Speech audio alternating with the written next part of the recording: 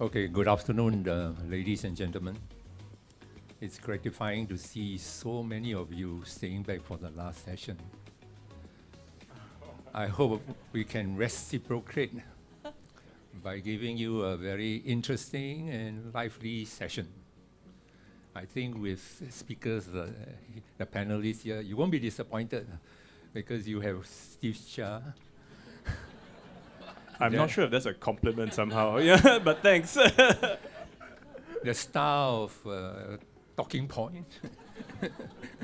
And Patrick there. Patrick there is a man of many achievements. Too much to elaborate here because he has done many things. And Juat Muay herself has been in corporate and consultancy and now president of the Institute of Public Relations. I myself run a marketing communications company for 32 years. So I've done a lot of communications. And I was told by the fellow panelists that the sessions on the whole has not been spicy enough, too mundane. So I'm going to throw away some of the mundane questions I prepared and start with the more provocative ones. So the first question I'm going to ask is, how many of you will accept bad money? Money for donations from businesses whose revenue come from fossil fuels, cigarettes, alcohol, and maybe gambling. How many of you here in the room will accept the money with a show of hands? But it's still legal money. You're not talking about dirty money. It's still legal, right? Yeah. Wow. But we don't have the chance to go around with the mic and ask everybody, what's your reason? Yeah, which charity are you from? Any volunteer who wants to stand up and say, I will give you my reason. Anyone. There's no price. Anybody wants to say, I will accept because, for whatever the reason. They just want the money, that's all. But it's legal money, right? Yeah, it's not dirty money. So why not? And it goes towards a good cause, right? Yeah. Yeah. But anyway, since they can't answer, we'll throw that back to them. Okay, would you, any one of you accept this kind of money? Yeah, I said I would. I mean, I think it's still a legitimate business, so it's not dirty money like money laundering. And even then, okay, that would be a different debate. But yeah, I think as long as it's coming from legitimate sources, and if it can be put towards a good use, and as long as you can justify why you're taking the money, you've checked, make sure it's, you know, or it's credible where it's come from, then I see no reason why you should turn that money down. Okay, that's one view. Patrick? I humbly beg to differ. I want to answer this question by give you some more questions to think about. And this is something that we do in our company. I tell my staff, and all my staff must memorize 5 questions. Because I won't be there for them. They have to make their own decision one way or another. The first question, is it legal? If it's not legal, don't do. Second question, is it ethical? Does it meet community standards and quality? If it's not ethical, don't do. The third question, is it honorable? Does it enhance your branding, your image, your reputation? The fourth question, is it moral? Can you do it and then face your daughters and tell your daughters, I've got 2 daughters by the way, that you have done this. If Channel News Asia put up the news, I'll be proud to say, you know, this is your father, you know. And the last question, is it environmental friendly? So I give an example of a real life story, not so much in my charity, but in my company. We were given a potential sponsorship by one of the companies in the vice industry, specifically in the beer industry, which is pretty amoral for many people. And so we seek counseling, and a lot of the people tell us, if it's the devil's money, take it, use it for angelic work. But at the end of the day, we search our soul and say, is it honorable? By doing this, does it help us in our reputation, our branding, our image? So long story short, it's a 7-figure sponsorship. We walk away from it and have no regret walking away from it. I'm the president of Singapore Gymnastics. If ever we are posed with the same issue, we will walk away from it because we deal with children. We talk about being fit, strong, and healthy. and we want to be able to stand on high moral ground and be exemplary not only to our community but to the region, which is part of our mission and vision and value statement. Thank you.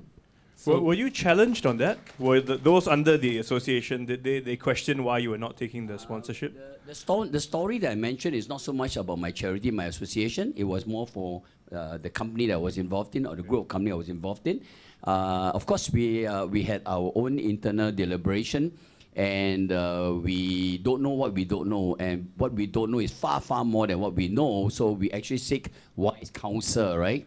And so after putting all the various views together, we came back to a table with our staff, and we decided we will not take the money, and we are very happy we didn't take the money. We're still very proud that we didn't take the money. Our company continued to grow. Not because of that, but because we have lived by our own value statement. But if you choose to live by a different value statement, frankly, I will accept you. I will still love you. I still want your money also, yeah. But wait, before John May answers, because even dirty money is still good money, as Steve says, but they can be put to good use. So assuming we give you the 1 million, the beer company give it, and they have the condition, build a gymnastics company, would you still turn them down? Because this academy is going to produce more champions for you. I mean, we asked ourselves these five questions, right? Is legal, is ethical, is moral, is environment, I don't know whether it's environmental friendly. I assume it's environmental friendly because they are brainwashed by many people, but we just couldn't answer the question, is it honorable? Does it enhance our branding, our image, our reputation? Can we be proud that we've taken this money? And because we were running events, it was an educational event, and it was an educational event that teaches people how to live a good life, how to be able to give back to society, how to be able to be a responsible citizen. We felt that at a point in time, based on this test, we cannot face our own soul and our own conscience and take the money. But that is our decision. We are very proud of the decision. Like I say, you have your own yardstick. If you decide to take the money, I will still accept you and love you. I still want to look for your donation too, yeah. Okay. John May. Okay, so I think I'll tell you a story. I'm not sure whether it's a true story, but I think it is. It happened over 30 years ago. This charity, I shall not name names. Someone walked into the charity. This was before your all this technology. So he came in with a bag and left it with the reception and said, "This is for the Salvation Army." Oops, I mentioned the name. Yeah. But anyway, so you know, it was Salvation Army. And so the receptionist was like, "Oh, okay, thank you, sir," and took the bag and then went upstairs. And when they opened the bag, it was cash, close to $1 million of cash. So they counted the money and said, "Okay, this seems to be a donation. The guy has gone off. There's no way we're going to trace him." And they took the money. They bank it in and continued the work. So what does this story tell us? Things happen on a day-to-day basis. So fast forward to today, you have the billions of dollars that came in through the money launderers. And in good faith, in all innocence, what you don't know is what you don't know. You take in the money. So what do? What is the recourse? So I guess 30 years ago, if at that time they wanted to trace and hunt down the guy and say, "Hey, where this money come from?" they could have done. So, but they didn't. There was no way. So for them is to just proceed, take the money in good faith, and do the work they are meant to do. So I think for today, the context of today is, yes, what you don't know, you really don't know. But when you do know, what do you need to do about it? And there are now guidelines from the Commission of Charities. I think the council also are providing guidelines, and the consultancies are also being sensitized to what are things that you need to look out for. So there is help, there is advisory, and people that you can look to try and see what you can do about what has happened. Okay, that sounds good. Earlier on, I mentioned the various categories where dirty money is included, and I mentioned gambling. So there's a question that came in. Is Singapore Pools considered moral when they donate money? Would you take money from Singapore Pools? How, Patrick? First of all, I must declare my interest. For more than 10 years, I serve as the chairman or co-chairman of the Responsible Gambling Forum. And as part of, my committee is quite a big committee that comprises of people who are pro-gambling, anti-gambling, neutral on gambling, people who think it's religiously wrong, people who think that, hey, this is something good for society. My personal opinion is gambling is wrong. I've seen lives being destroyed. I've seen families gone down the tube. Personally, on a personal basis, I wouldn't touch the money. But however, if I am the president of Singapore Gymnastics, and Singapore Tote Board wants to give me the money, I will recluse myself from the decision because of my personal opinion. And I will leave it to the board to decide whether they want to take the money. Yeah. So you're passing the buck, lah. He's saying he cannot do it, but he doesn't mind if someone else does it. Sounds like it. But at the end of the day, like I mentioned, we all wear different hats in our life, right? We all have a religious position. I do have a religious position. I want to live by my own conscience, by my own faith. But having said that, as I mentioned for the earlier question, I will not stop people from exercising their own right, their own obligation. And I am not the sole owner of my own charity. So I have to bear that in mind. I can lead them, I can manage them, I have to lead them, I have to manage them. But finally, it is a collective decision. It's a shared leadership that we always want to build. And that's the reason why I say, let's make a collective decision on this. I embrace the differences. I accept the diversity. I'm prepared to go along with a different opinion as long as it's not immoral, unethical, bad for my image, my charity's image, and is something that is immoral or is bad for the environment. Then I will stand my ground. I think it's also to realize and to accept the fact that our social service sector is unique. Almost everyone accepts donation from Tote Board. They are structured that way. The arts organizations do it, the educational organization, everyone does it, So whether it's right or wrong, I think it's something that we need to keep in focus. But at the end of the day, we are in this ecosystem, this structure, where, yes, the funding, it comes from the Tote Board, and a lot of charities depend on it. And I don't think there's a need to guilt trip anyone into saying you shouldn't be doing this, right?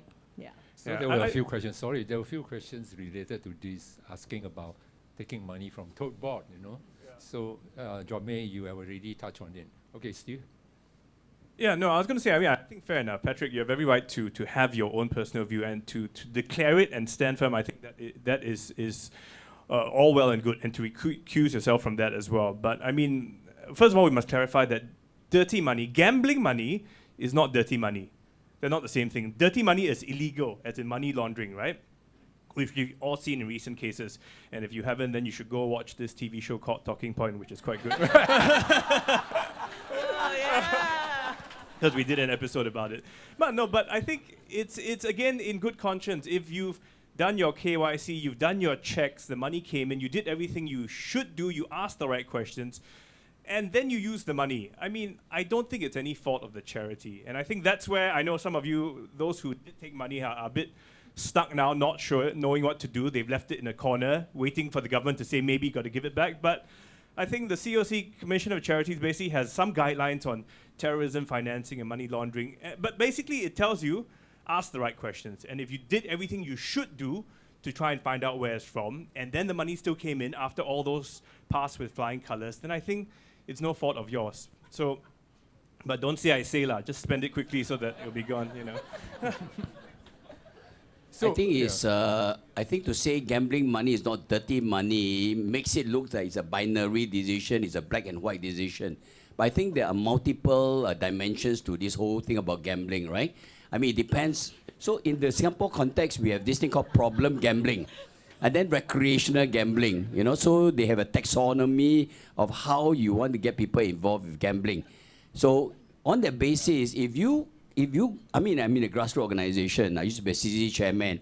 If I bring you to a family and I tell you how this family have been sucked into a particular type of gambling, like a privately run club that runs a jackpot machine, and they do everything they can to attract you in, then The question I want to ask you is this: Yeah. would you not consider this No, dirty money? Patrick, I agree. I have the same view that I don't endorse or promote, encourage gambling. I'm just saying in terms of when we look at it from a secular point of view as a government legislation, it is not dirty money in that sense. That's all I'm saying. But to say gambling money is not dirty money, It can be. It's can too be. binary There is a grey area. a decision. There yeah. is a grey area. I agree. So now we have another question that came in. This morning, the value of transparency was shared. How can we balance transparency with a level of prudence, or how much to share when communicating with shareholders?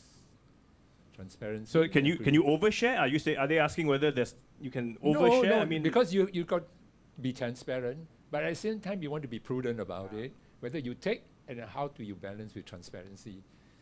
Take with conscience or without conscience, Still within the context of taking money Whatever from. money, okay. whatever kind of money came in, legitimate, or illegitimate kind of money. I think being transparent doesn't mean you're being stupid. I think being transparent means you must know what you need to declare to your stakeholders and what you shouldn't declare to your stakeholders. So if we the board decides, whether to take a gambling money or not gambling money, or the money from the beer industry or not from beer industry, and we all, like in a shared leadership, we all have voted to take the money, then I think when we open the door, we all have to close rank and tell our stakeholders, this is why we take the money, this is how we make the decision, and this is how the money is being put in very good use. I think if you do anything otherwise, and there will be a bit of a challenge. So I think if you drill a bit deeper, then you want to be able to know what does accountability mean. It's not just one blanket statement. What does transparency means? What can you declare? What should you be transparent about? What should be kept within the discussion within the group itself? I'm very positive about the social service sector. I think charity units have nothing to hide. You guys, of all organizations in the world, you guys have nothing to hide. You're doing good work, everything is transparent, everything is actually on your website. So the only time where you are probably caught off guard is when something out of the ordinary happens and you're not ready. So it's not so much of transparency, it's that you're not ready with the information. And if the media comes knocking, and said, what's going on, what are you doing about it? That's where there's a lot of anxiety and you're going like, okay, do I look like I'm hiding something? But the truth of the matter, simply on the ground, is that you are not ready, right? So I think at the end of the day is to be ready, right? To look at what's happening around the world. I think earlier on in the panel earlier, we're talking about being conscious beyond our own strategy, beyond the work that we do, is to understand what's going on around the world and to be prepared for it. When a curveball comes, at least you are ready with your holding statement, and when you do not know, you say you don't know, you get back, right? So I would say you're not under siege all the time to be transparent. I think if we have that mentality, we are petrified, we can't move, right? So I think none of you in here have anything to hide. If there's anything, it's that you don't know that something is going on, but when you do know, I'm sure you'll do something about it. So, so John May, you're moving into the area of handling a crisis. So there's a question that came in, but the first part, Steve, I won't read about it because you have an admirer out there, but I'm not sure that person wants to be identified. But the question they raise is, what are the key strategies to handling a PR crisis, particularly these days regarding money laundering?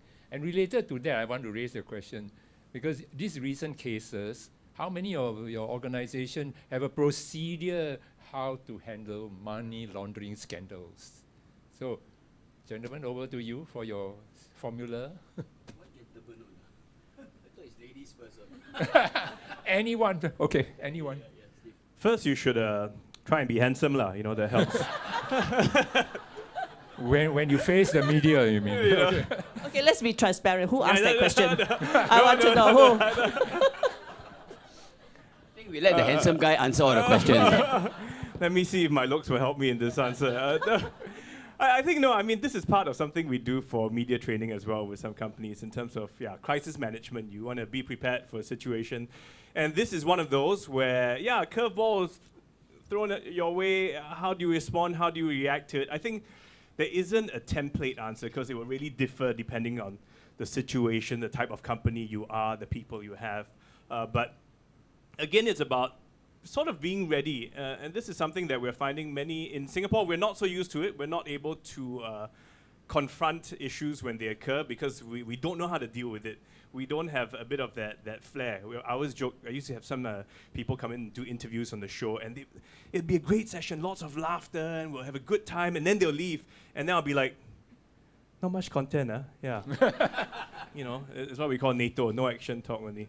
But the Americans are very good at doing that. So they put up a good show, and you almost forget about what the issue actually is. So there is some merit to that, because what you are trying to do in a crisis is actually distract to a certain extent and turn the attention to something else.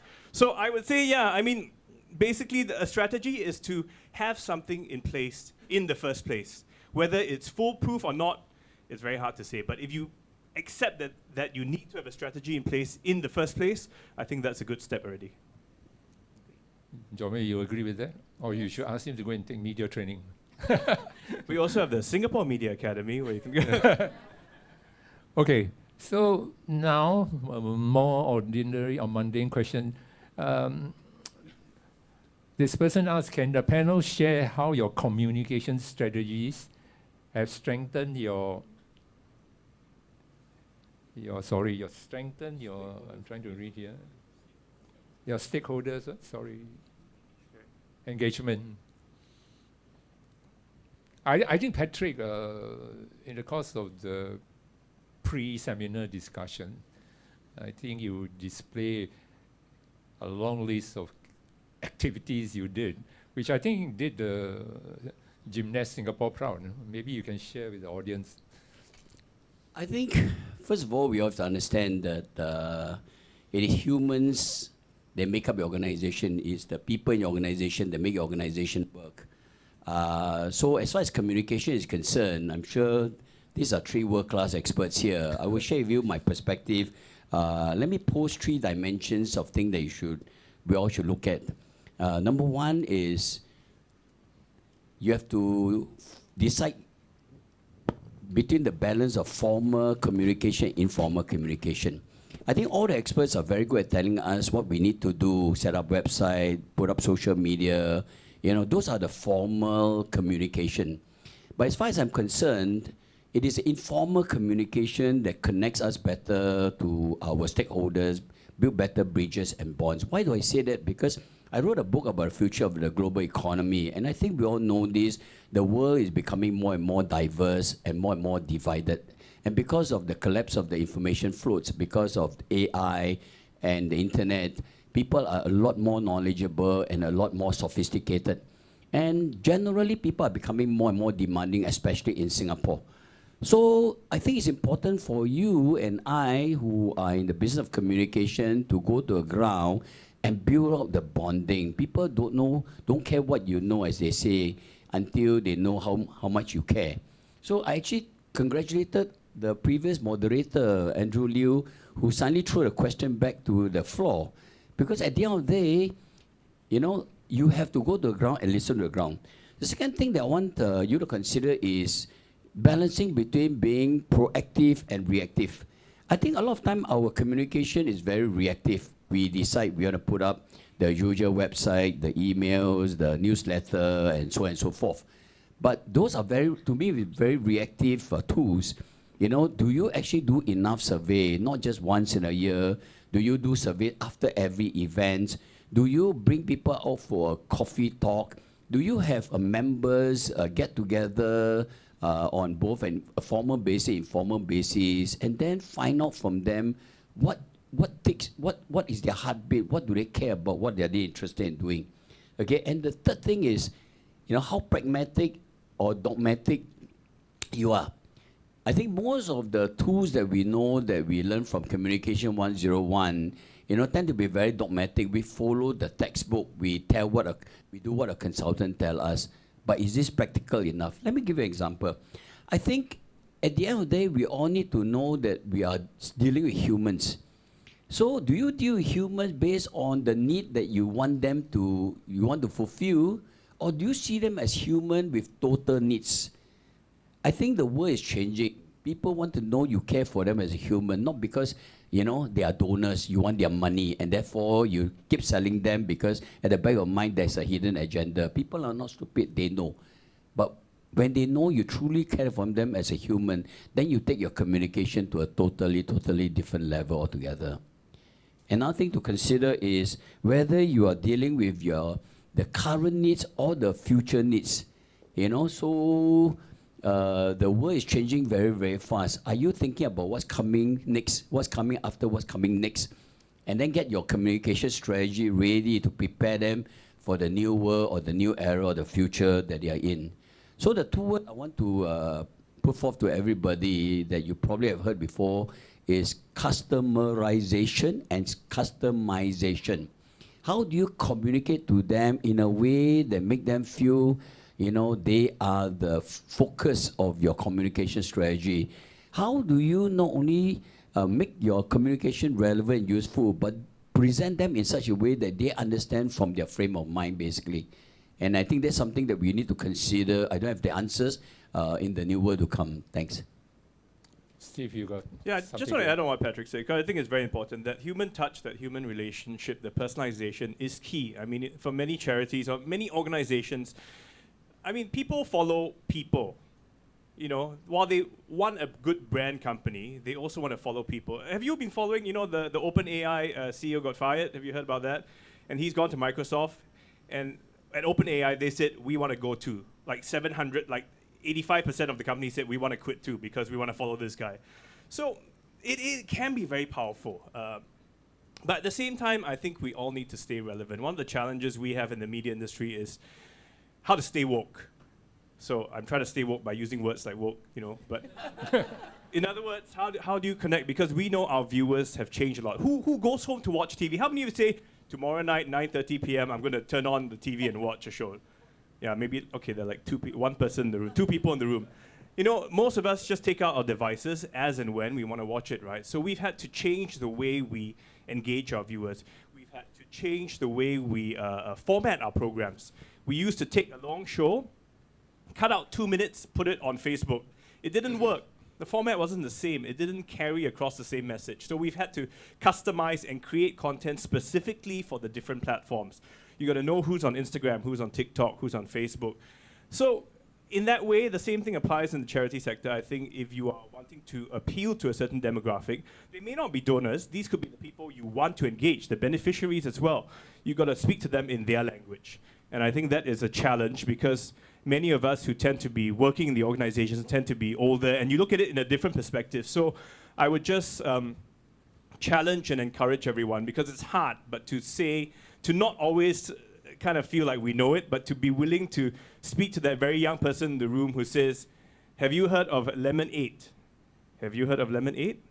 I just learned about it a week ago. It's another social media platform.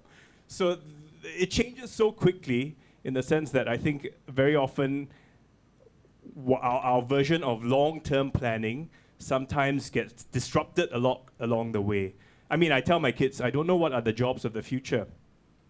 Many of the things you're studying in school now, you won't need to know that knowledge because you can just, AI will give you all the information, but how do you manage the tools that you have? And how do you make the people that work in your organization relate to the tools that you have to then produce the outcomes that you need? I think that is going to be challenging. Okay, so Jordan May, how do you get more members and donors for IPRS? I think all strategy is built on the story, right? You've got to hang that strategy on something, and I think for charity units is the story, right? What is your organization? What is your mission? What is your vision? So without a vision, people perish. People just drop off. They don't concentrate on what you're saying. But if you have a vision, you have a story, and you have a direction, I think all your strategy will just fall in line. Easier, because you're showing people this is where we are going, join me and let's go. and you find that, oh, okay, this resonates with me, I will. Again, an example from what I did for the Salvation Army. There was, back in the day, you send these direct mailers, and we all know that the image is very important. It's that picture. If it grabs you, chances are you won't throw it, that direct mailer in the bin. So what we did was we used, how many of you have seen or used a national rice cooker, the old-fashioned one? Yeah, okay. So we used that image, and we asked our donors to help us put food on the table, because that's what we do. Honestly, sincerely so, that's what we do. And that mailer with that image gave us one of our highest donation of all time. It was just a simple message. So I think strategy aside is that story that you're trying to tell, whether it's to your donors, to your staff. People don't mind you asking them to go and run someplace and touch the tree and come back, but they want to know why. And if you can give them that reason, give them that vision, I think, the battle is quite won. So I think making the connection, and if I may add in my years of work, is that you must show the benefit to the stakeholders. Once they can perceive that whatever you do benefits them, I think they will respond well. Okay, so there's another question. Should charity invest in paid advertising? Unlike profit-driven organizations, stakeholders such as donors may not accept charities spending their contributions on advertising versus on beneficiaries. I don't know whether PRS or Gymnastics Singapore or any of organizations here spend money on paid advertising. Actually, can I ask, any of you here in the room have a full-time person for fundraising? Several, right? So some organizations do. And I think sometimes there's a debate, should we be spending money to raise money, right? But I think in this day and age, you have to. There's so much competition out there. You have to play that game in that sense. And I think if you can justify the investment, which may be coming in the form of advertising to get the word out, and if it does have enough returns, then I see no reason why you shouldn't be spending the money. At the end of the day, and there's that whole 70-30 rule when you do fundraising, right? I mean, you organize an event. So as long as I guess you bring back more than you spend, then to me it makes sense. Well, in the old days, there were companies out there going out to canvas for donation, and you were paid a certain percentage. A practice not many people approved. Some frowned upon it, but some accepted it. So it's still an open question here. Okay, I have another question this time, moving away from money laundering, but this is more maybe because of the incident, more appropriate for Patrick to kick off first. Over the years, NSAs have been in the news, sports organizations, sports association, where coaches have sexually abused their athletes. The biggest scandal, coincidentally, was the USA Gymnastics, where more than 500 gymnasts, mostly minors, were assaulted for 2 decades since 1990s by gym owners, coaches, staff working for gymnastics programs across USA. This wasn't discovered until quite recently. Now, this hasn't happened in Singapore, but Patrick, if you were in their shoes, or if there's one case occurring in Singapore, what would you do? Because early on somebody talked about crisis management.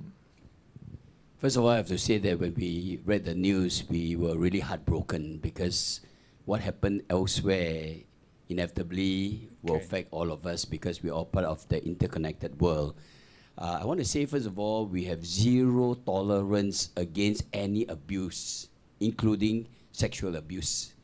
And so Singapore Gymnastics has been established since 2003, and I'm very proud to say in the last 20 years, we don't have such cases. And so in my small little mindset, I created what I call a CARE framework. First of all, culture. I'm sure you have heard this saying, culture eats strategies for lunch. With due respect to the previous speaker, if you get your culture right, even if your strategy is not optimal, you still get good results. But if your culture is wrong, you can apply the best strategies. You may not have the most optimal results, basically. So we were very strong in as far as making sure that all our athletes, including all our other stakeholders, are protected to the highest level. A is for awareness. So one of the things that we do at least once a year, if not on a regular basis, we mapped out all our risks and potential risks and liability on a universal level. And we review them at least, I know at least once every year we do a very, very thorough review of all the potential risks and liability and ask them for response. How do you respond, like we mentioned just now, when there is a crisis?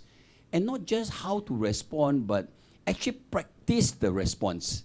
So I give an example, MRT case, when the train break down, there were people who broke the window, you remember? And then I spoke to my friend, he said they shouldn't break the window because there could be toxic gases outside. They should be sitting in the train under the heat. If they break the window, they could be dead because of the poisonous gas.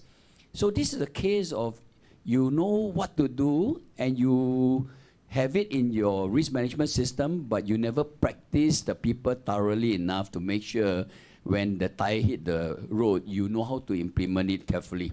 E is for evaluation. So we have safeguarding officer at every level. We make sure that our coaches are very well trained. We make sure they are not put in a vulnerable position. We make sure there's strong whistleblowing policy. We make sure we monitor every one of our activity. But more importantly, we review them constantly and improve them. So if you take a CARE framework, that means you build the culture, you're aware of all the potential dangers, you have proper response, and you practice those proper response, and you continually evaluate, review, and improve your processes, then I think you will not put your organization into any of these risk. Thank you. So we want it. Okay, so I'm the storyteller, right? Tell you another story. So this children's organization, okay. So the abuse happened quite unexpectedly. It wasn't any of the staff, it was the bus driver who was responsible for ferrying the kid from the center back home. And no one had an idea, no one checked. He had priors, he was jailed before. But those were the days before you actually implement the system where you actually check. You know, the due diligence probably wasn't good. So it was quite a bad situation. So but fast forward to today, what are we doing in terms of risk management? You know, do we do our due diligence? Is that our top priority in our organization? That everyone has their antenna up. There's a process of whistleblowing, there's a process of feedback, you know, if you sense that something is wrong. But at the end of the day is to have that courage to do something about it. I think that's important. That's good. Now, just add on that, I think sometimes it is difficult for charities, especially the smaller ones, where you may not have the resources, but try and implement a policy, a template in a way that helps keep you safe. I'll give you an example. Let's say your charity deals a lot with young children. Do you know people have been accused before when they take photos that their hands have wandered and gone elsewhere? I mean, some politicians have got this before. So there was once this kids group. Have you heard of the Wiggles? Yeah. Like high five and the Wiggles. And you know in their photos, they're always doing this. You know why? So that you can never accuse them of their hands having wandered to abuse a child or touch a child inappropriately.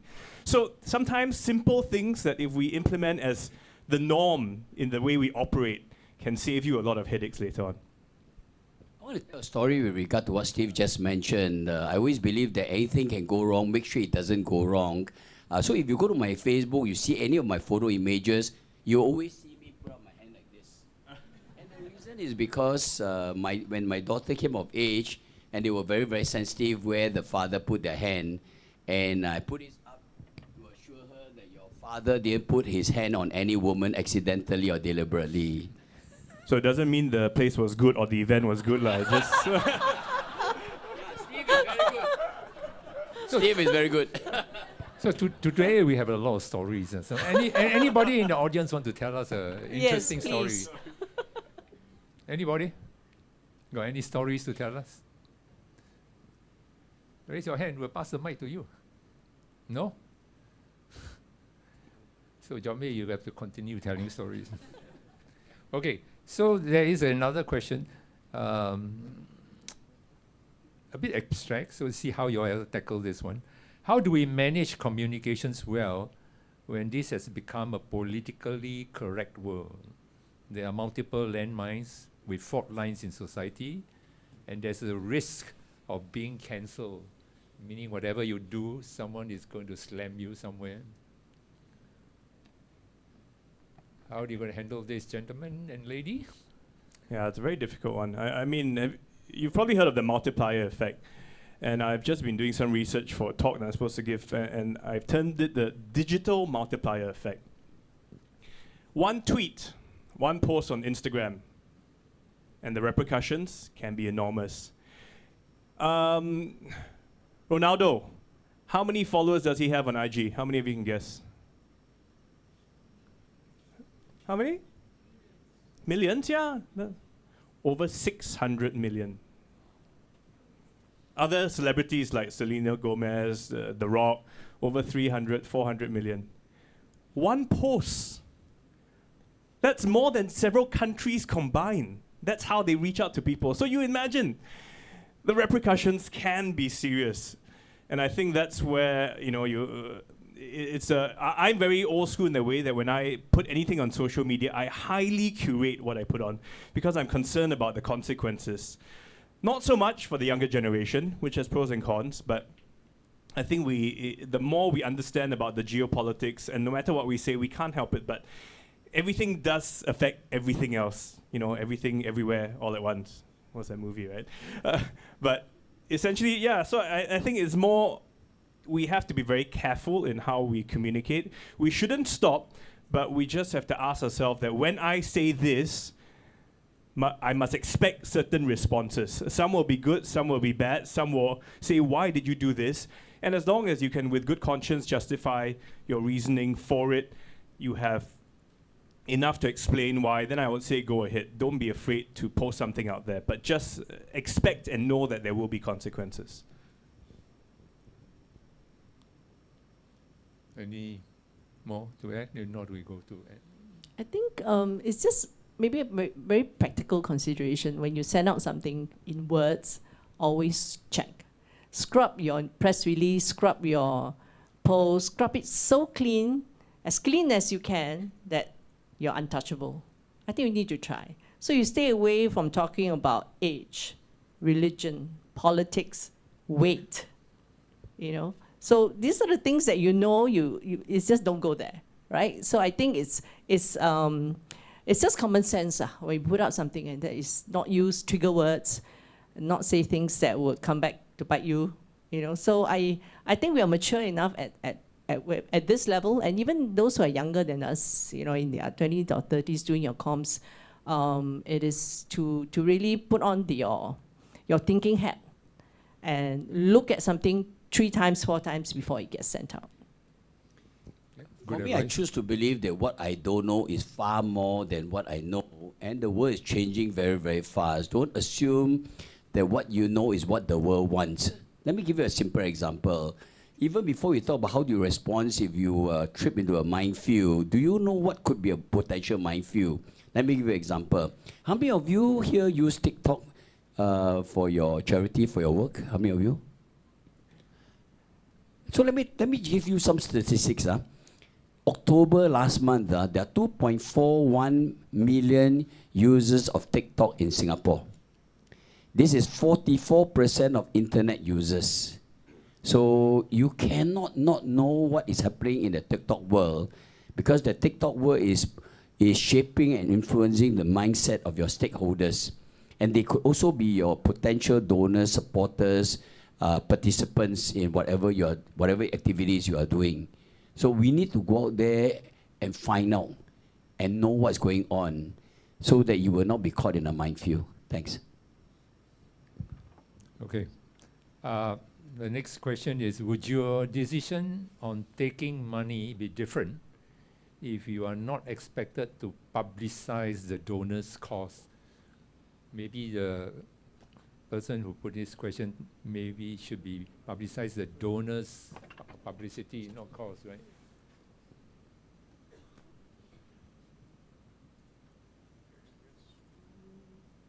I don't think so.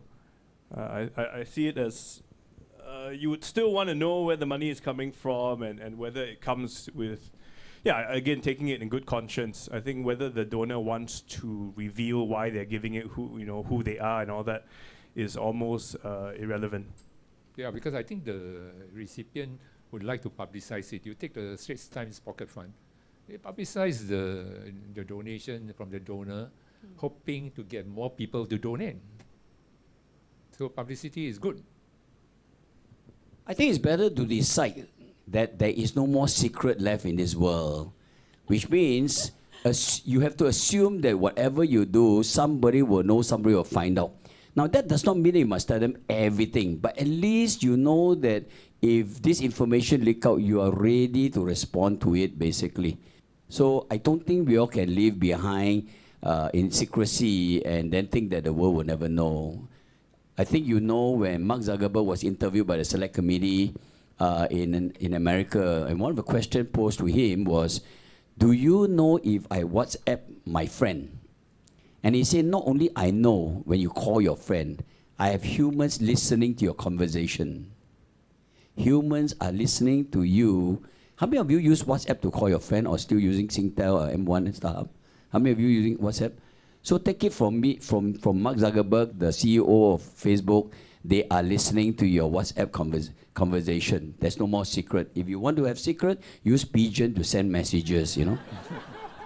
I mean, Google Home also listen to your conversation at home. Yeah, I think the question is a very practical one. Again, it's some donors say, I give you $10, but I want you to publicize. Some just don't. But maybe to put do a plug for the Commission of Charities. So even if the donors don't need publicity, the Commission of Charities will know what you're doing, and the Charity Council will come after you as well, I think. So it's no such thing as there's no publicity. There is that transparency. People will know that there's this transaction. I think just to be clear, not publicity is different. Transparency means you still need to know where the money is coming from and have it carefully logged somewhere, right? It's just that you don't shout out and say, hey, I got 10,000 from this guy, that's all. Yeah. Okay, coming back to this Charity Council and etc. There's a revised code of governance for charities and institutions of a public character, consultations with 134 charities coming into effect on 1st January. With 6 principles under the code, charities are registered to submit a governance evaluation checklist. Is your organization ready to observe or implement this? Will you be able to submit a governance evaluation checklist? I think it's a tall order, but it's interesting to find out all the organizations here ready for it. A show of hands, are you all preparing for it? No, I don't think. 1st January is coming. Seem to know what it is. Yeah, I think, okay, I feel like since I'm here representing the Charity Council, I need to... yes, greater governance. I mean, at the end of the day, that's what COC wants, right? I mean, we're trying to make it such that at the end of the day, when you donate money to a cause, it's going to real work. It's going somewhere meaningful. It's actually being used properly. That is really the moral of the story, so to speak. I think all these tools along the way are to help you get there. Sometimes it does feel like bureaucracy, and to some extent it is, but while some charities are very well run on their own, there are many others that need a lot more support. So sometimes these guidelines are there to say, let me help you, let me make it easy for you. Here's a checklist, just do these 10 things. If you can tick them off, you're halfway there. So I think it shouldn't be looked at as a burden, and by no means is the Charity Council wanting to come and penalize you for not doing it, but it really is a tool to help guide you in a way to proper manage the organization. I think that's really the moral behind it.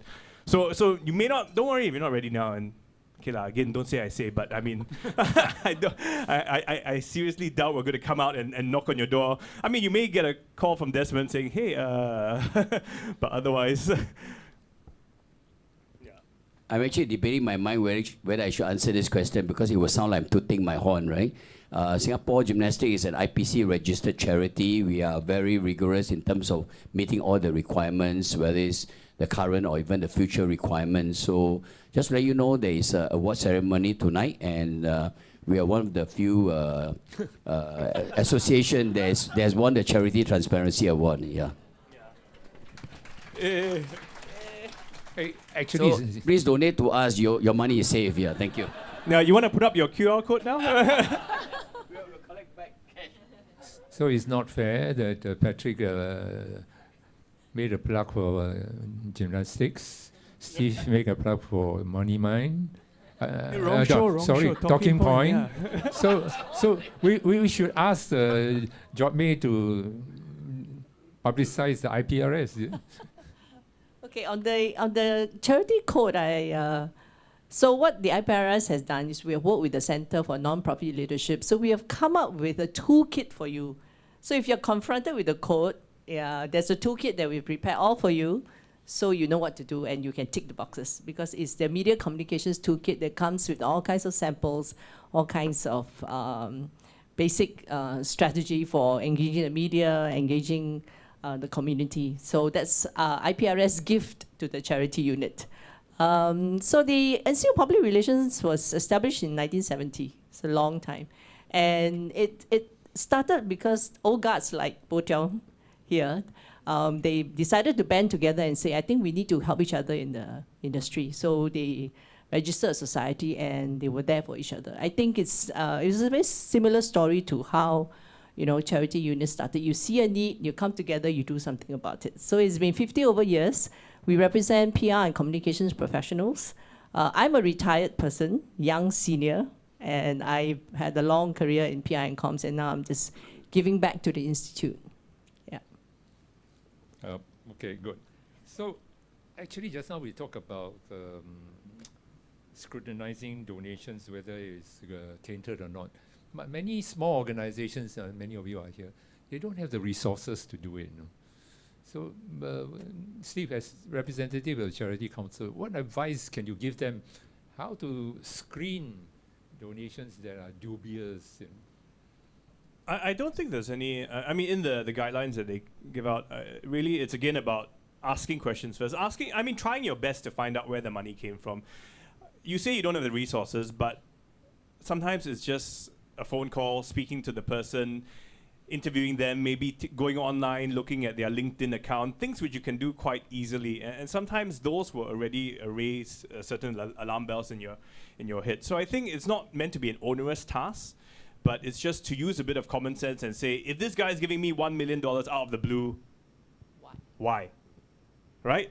And if somebody else asks you, hey, why'd you get $1 million? Are you sure? What are you going to say? So if you can respond to those questions, I think that's kind of what it's asking. And at the end of the day, if you've ever been to Australia, you know how you have to declare everything, right?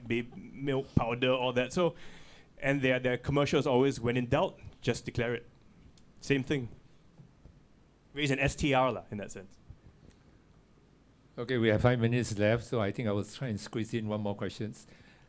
Last questions are, how to keep our donor engaged and encourage them to donate more?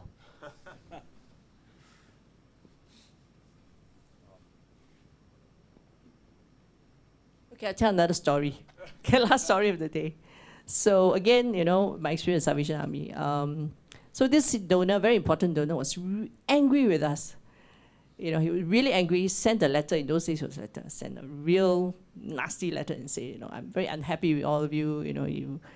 And I'm going to stop my donation. So what did I do? I went to see him personally, right? And I let him scold me for quite a while. And then I said, sorry, I promise to do better. I know what you want now. I will get it done. So I went back and I was forgiven and continued to donate. So I think that simple story is really to see a donor not just as a check, not just as someone to receive your appeal and that's it. He or she is a person, right, with with thoughts, with desires, with a vision, right? Are you fulfilling his vision of why he's donating? So I think it's more important for, again, I shared this somewhere else, is when you look at donors, you don't look at them as just a donor. What kind of donor is that person, right? You need to really understand and have a finer appreciation for who he or she is, and an organization as well. And I think that will help you to touch their hearts a bit more, if you show that you understand more about them than just the paycheck or just the donation that they are giving you. I live by one saying, true results is the only true measurement of life. And in this case, results is a true measurement of charity.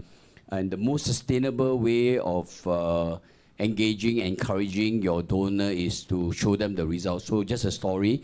I also chair other charities. I chair a charity known as Junior Achievement Singapore. We are independent in Singapore, but there are many chapters all over the world. And this year we have been nominated for 2023 Nobel Prize. One of the things that we focus very much on is to make sure we can convey the impacts we make on young people's life. So we touch 22,000 young people's life. We do pre-test and post-test. That means we actually test them. What would they like? What do they know? What can they do before we engage them and start our program? And then we test them again after it's all over. So we have concrete results to show that we actually have impacted this person's life. This person's life has changed, has cultivated some new skills, is contributing back to society. And because of that, that is probably one of the reasons why we never really need to do any public fundraising program, because the volunteers feel so encouraged about the results, they end up becoming donors. And the best thing about it is our 2,200 volunteers go back to their own company and encourage their company and their colleagues to donate to us. And for lack of a better word, I tell people mine is like a multi-level marketing charity. Nobody make money, but our volunteer bring other volunteers, and they pay to volunteer their time. So let me repeat again, at the end of the day, prove your results, show your results, demonstrate your results, and that's the most sustainable way of having more and better quality of donors. Thanks. I think that's a wonderful formula. Friend bring friend, I used to joke that you can come and, so you see a pretty girl and she's volunteering, so you just go lah. Go and join the event. Go for the wrong reasons, but stay for the right reasons. And it has worked before, right? So no,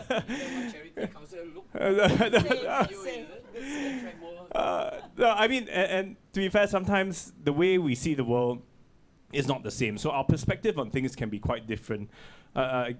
I also have a story to share. There's one time this Abeng wanted to go and watch a movie, and then he decided he brought 18 of his friends along. So the ticket person asked him, "Oh, how come so many of you?" He said, "Oh, you never see the sign? It says below 18 cannot enter."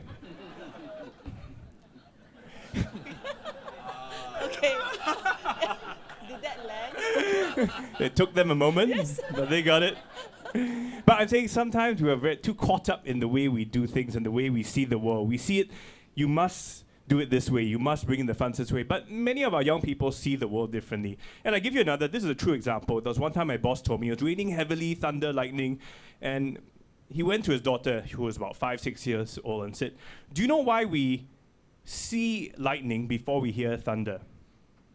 You all know, right? It's got to do with the speed of sound, speed of light. She said, "It's because my eyes are in front of my ears." She's not really wrong, right? So I feel that very often, I mean, same thing in the media, sometimes you get hung up on one approach, one angle, but same thing with donors, they may want to support the cause, maybe they're not ready now, but it needs some time to build that relationship, so the money doesn't come straight away. And I think, like, my panelists have mentioned, if we build that relationship in time, you can also convince them to see things in a different way. And sometimes that will then translate into money. But if you think of money first, it often doesn't work. Think of a more long-term relationship. That friendship, at the end of the day, if I feel you're doing good work, there are good results, I will support you, right? So I think, yeah. Thank you. You still want to tell some more stories? No. I think we reached. Yeah, just last point. I'm so happy that all of you are laughing, because I think if If you're relaxed, we communicate better. Really, we do. The donors are happier when they are talking to you, and you're better when you engage donors. So everybody just relax, and yeah. Well, so last thoughts, quickly ask them. Just a sentence or two. What is the best way to communicate with your stakeholders during good and bad times? Just quick, 2 sentences. Always be there. Always be contactable, and always get back. Just talk. I know it's a bit literal, but yeah. I just want to deviate from the question to share with you one of my value statements. And it goes like this: the more you and I reach out to bless other lives, the richer and better our lives will become. And I think if your donors, your stakeholders share the same value statement, I think you will have a thriving organization. So the more you and I reach out to bless other lives, the richer and better our life will become. So I qualify. Talk more. So I hope you all learned a lot of, derived a lot of gems from these 3 panelists, put it into practice, and I think I thank you all for staying for so long, and I hope we really give you an interesting session. So thank you very much.